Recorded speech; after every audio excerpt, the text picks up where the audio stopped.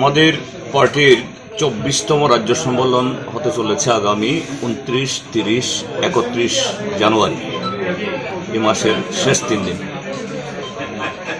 এবং এই সম্মেলন হল গত 3 বছরের এই রাজ্যের আমাদের পার্টির রাজনৈতিক এবং সাংগঠনিক কার্যকলাপ সবকিছুর ভিত্তিতে।